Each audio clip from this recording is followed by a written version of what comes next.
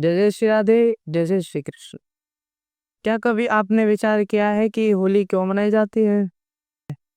आइए श्रवण करते हैं। प्रहलाद जी के पिताजी हैं हिरण्यकशिपु, जो कि भगवान विष्णु से बड़े ही द्वेष करते हैं। प्रहलाद जी जो हैं वह बचपन से ही भगवान की लीला कथाओं का गान करते रहते हैं, भगवान के नाम संकीर्तन करते रहते हैं। हिरण्यकशिपु बड़ा परेशान हुआ। हिरण्यकशिपु ने विचार किया कि अब मैं क्या करूं। हिरण्यकशिपु ने सैनिकों को आज्ञा दे दी कि तुम जाओ और इसको मार डालो।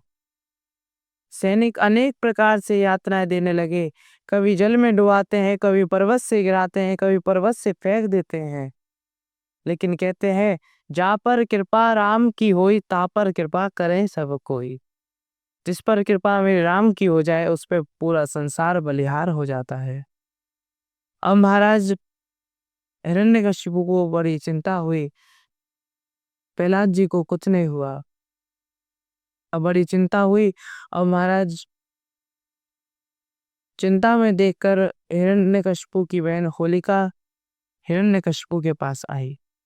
हिरण्यकशिपु से बोली, भैया मेरे को एक वरदान है। हिरण्यकशिपु बोला, बहन क्या वरदान है? होलिका बोली, मेरे को वरदान ये है कि मैं कभी अग्नि से नहीं जल सकती, अग्नि मेरा कुछ कभी नहीं बिगाड़ सकती। हिरण्यकशिपु बड़ा खुश हुआ। होलिका बोली, मैं आपके पुत्र को लेकर के अग्नि में बैठ जाऊंगी। मेरे पास एक दिव्य चूर्ण है जिसको मैं ओढ़ लूंगी। आपका पुत्र तो जल करके राख हो जाएगा, लेकिन मेरा कुछ नहीं हो पाएगा। अब महाराज हिरण्यकशिपु ने सैनिकों को आज्ञा दे दी। सैनिकों ने लकड़ी का पहाड़ बनाया है। पहाड़ पर होलिका प्रहलाद जी को लेकर के बैठ गई। प्रहलाद जी अब महाराज होलिका में आग लगवाई गई। हिरण्यकशिपु ने आज्ञा दी कि आग लगवा दो। होलिका में आग लगवाई गई है।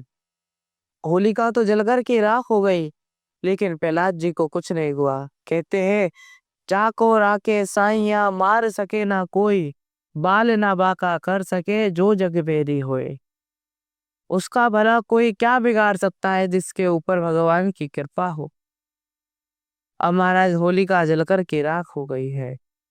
सुबह हुई, नगर के बालकों ने देखा कि होलिका तो जलकर की राख हो गई है।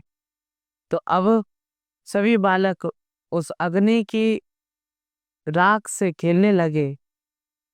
तभी से ये होली का त्योहार मनाया जाने लगा। जय जय श्री राधे, जय जय श्री कृष्ण।